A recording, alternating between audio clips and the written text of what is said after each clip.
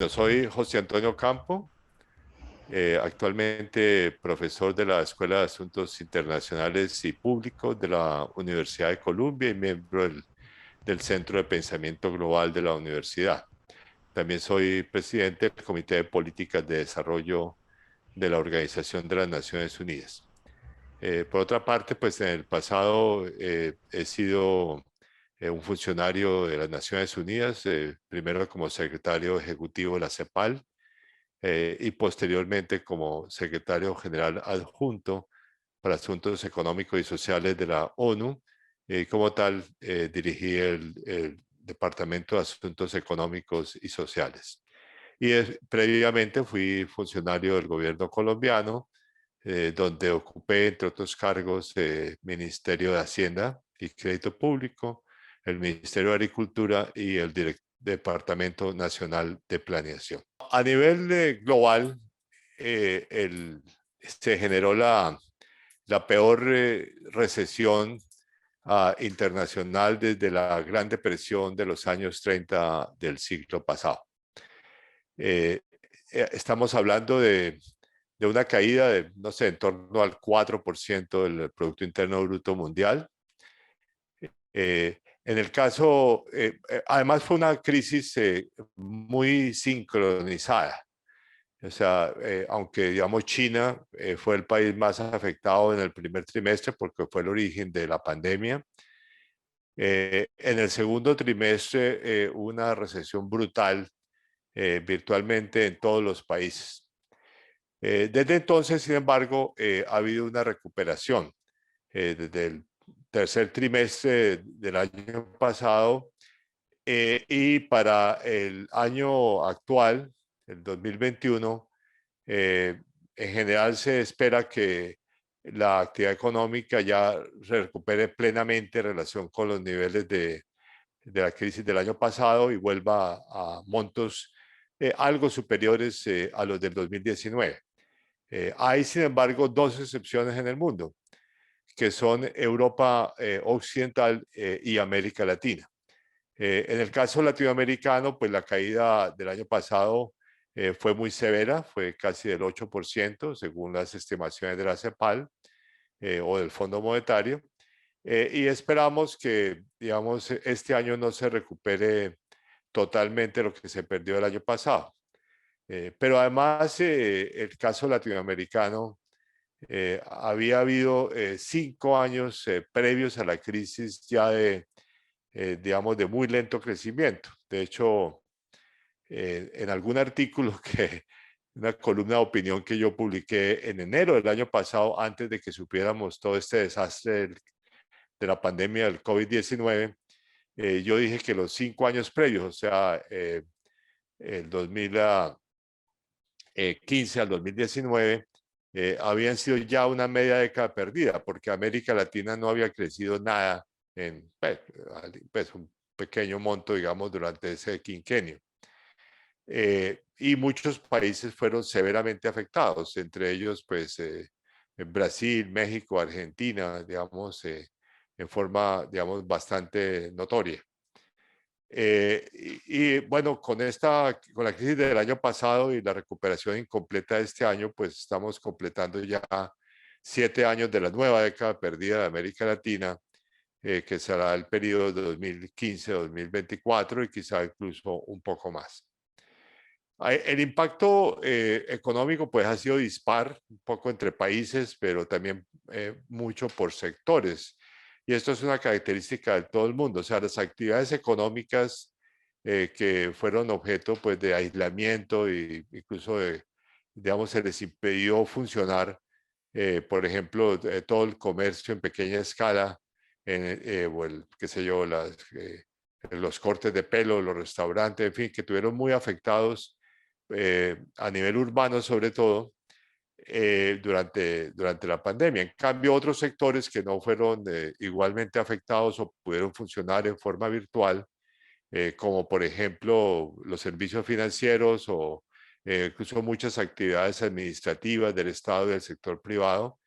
Y agregaría también el sector agropecuario, que tampoco fue objeto, digamos, de aislamiento, esos sectores tuvieron algún crecimiento, mientras que otros, los más afectados, como los servicios que ya mencioné, o la industria manufacturera, digamos, la construcción, fueron sí severamente afectados. Y en términos sociales, pues el impacto fue particularmente dramático sobre los hogares pobres de todos los países latinoamericanos, incluso de todos los hogares pobres urbanos, sobre todo en el mundo en desarrollo. Básicamente porque esos hogares pobres pues tienen actividades que no se pueden beneficiar de digamos, de los sistemas virtuales con que funcionaron otros sectores. Y por otra parte, pues tienen una mayor proporción de, digamos, de hogares, pues de trabajadores, digamos, informales. Y encima de todo eso, digamos, debido a los problemas de aislamiento que obligaron a que no funcionaran los colegios y las escuelas, eso sacó a muchas mujeres del mercado de trabajo que además tuvieron que dedicarse pues a sus labores domésticas. El impacto sobre el empleo fue dramático, digamos, en particular en el segundo trimestre, pero en el conjunto del año, de acuerdo con todas las estadísticas de la OIT y de la CEPAL, de tal manera que, digamos, la pérdida de empleo fue tal vez la peor de la historia. Y afectó muy notablemente a las mujeres y los jóvenes. Fuera, obviamente, como ya lo mencioné, los sectores informales que más bien tuvieron una pérdida de ingresos dramática debido a la crisis. Por eso, digamos, las medidas de apoyo más importantes pues tienen que ver con el apoyo a esos hogares pobres, sobre todo urbanos, pobres y vulnerables, digamos, a nivel urbano, y algo en materia de empleo. En materia económica, en realidad no hubo muchos éxitos en el mundo en desarrollo en general y en América Latina en particular. Digamos, los éxitos relativos fueron los países que pudieron aumentar dramáticamente el gasto público, precisamente para manejar los efectos de la crisis. Eh, Tal vez el caso más importante en el mundo es el de Estados Unidos, digamos, que puso en marcha el paquete fiscal más espectacular de la historia. O sea, más de 10% del PIB, del Producto Interno Bruto, pues en aumento de gasto.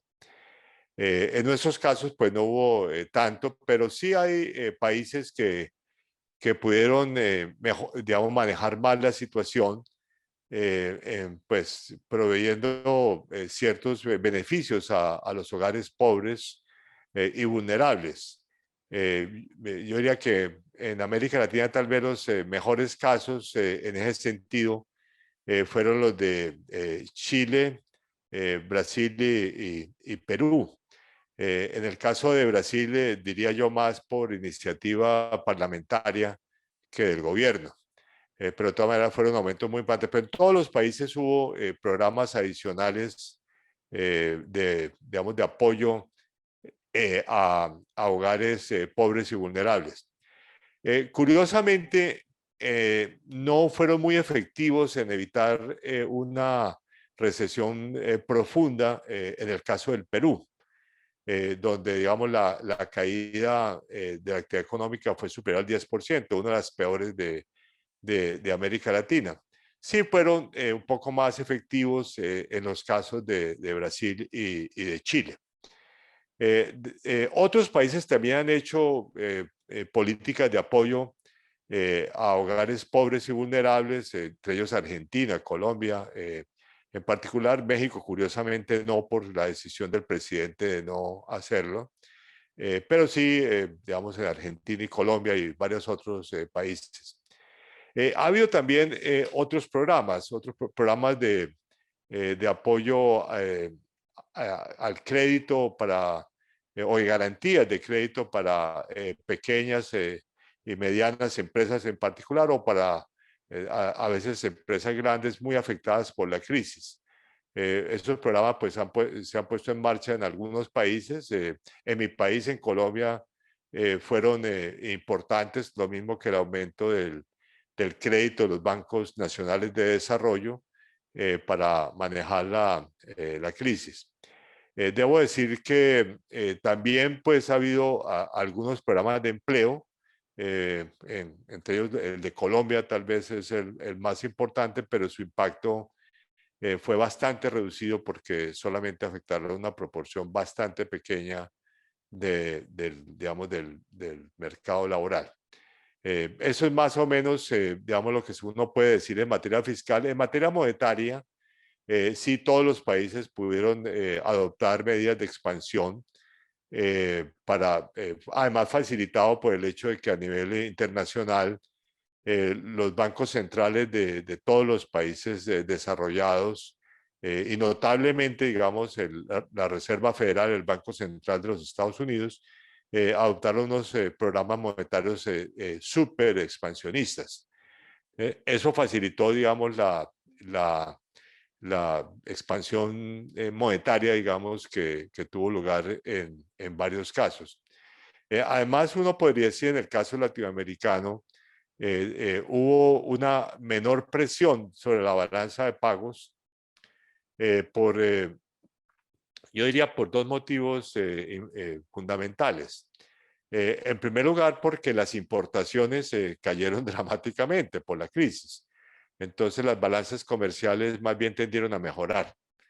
Pero además porque la política monetaria súper expansionista de la Reserva Federal de los Estados Unidos generó una reactivación muy rápida de los mercados financieros.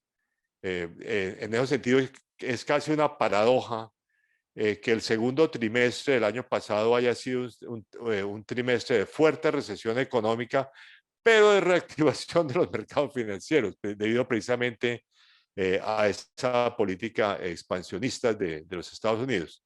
Entonces, por ejemplo, los mercados accionarios ya comenzaron a recuperarse de fines del mes de marzo y para nosotros, para los países latinoamericanos, hubo de nuevo acceso al mercado privado de capitales de Estados Unidos, o sea, en moneda dura, en dólares, desde mediados del mes de abril.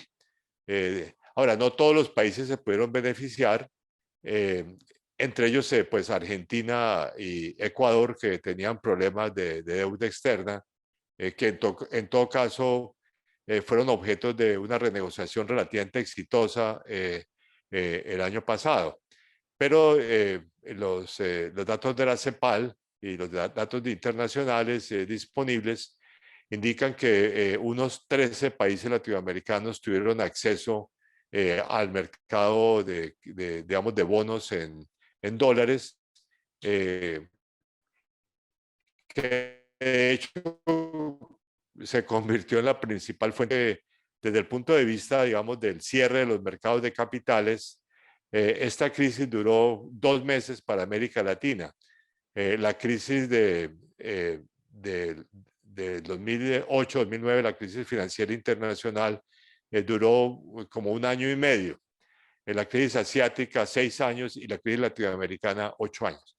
O sea, es una crisis que fue relativamente corta y creo yo que la razón básica fue precisamente esa política súper expansionista que adoptó la Reserva Federal de los Estados Unidos.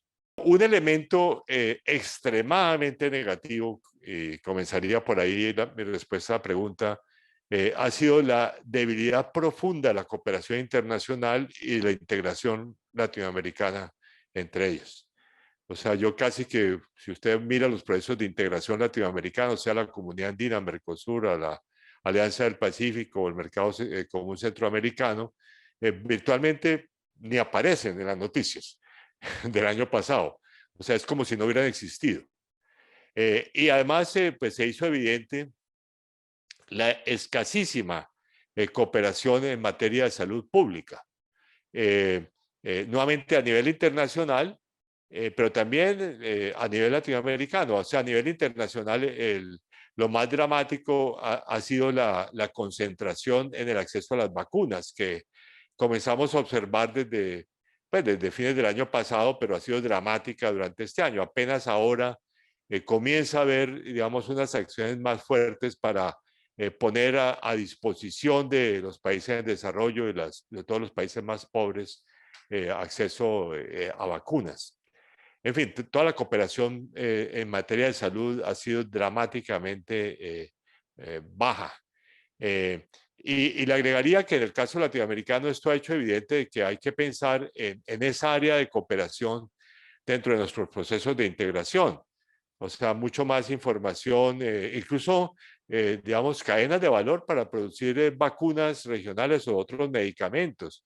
De hecho, eso fue uno de los temas que sugirió el ACEPAL en su documento institucional del año pasado y podría ser una actividad, digamos, muy interesante hacia adelante. Entonces, si me lo permite mi primera recomendación es que hay que volver a fortalecer los procesos de integración y agregar nuevos temas, muy especialmente el tema, digamos, de cooperación en materia de salud pública, incluyendo la creación de cadenas de valor regionales para producir medicinas y vacunas.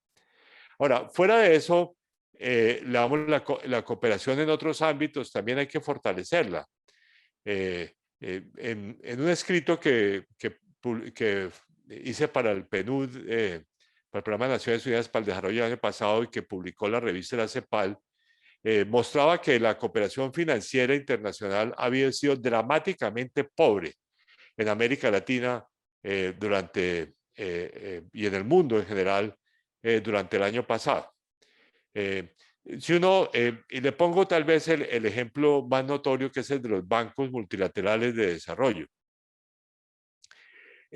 Cuando hubo la crisis del 2008-2009, la crisis financiera internacional, a comienzos de abril del 2009, en Londres, una de las decisiones más importantes de los grupos de los 20 fue capitalizar todos los bancos multilaterales de desarrollo.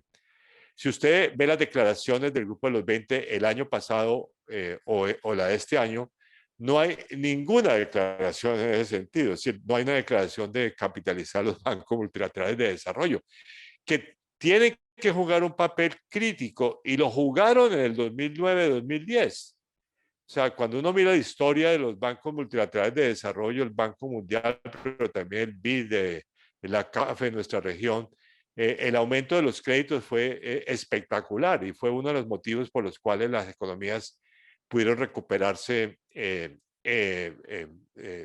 forma relativamente rápida de la crisis del 2009. Más aún, en el caso latinoamericano, nosotros estamos viviendo la crisis profunda de nuestros dos principales bancos de desarrollo regionales, el Banco Interamericano de Desarrollo el Banco de Desarrollo de América Latina, que utiliza todavía las siglas CAF, que es de su antiguo nombre, la Corporación Andina de Fomento.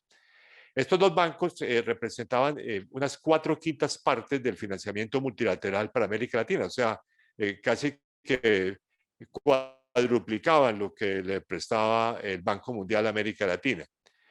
Durante esta crisis, sin embargo, ninguno de los dos ha podido aumentar significativamente los recursos porque no está capitalizado, porque requieren ser capitalizados.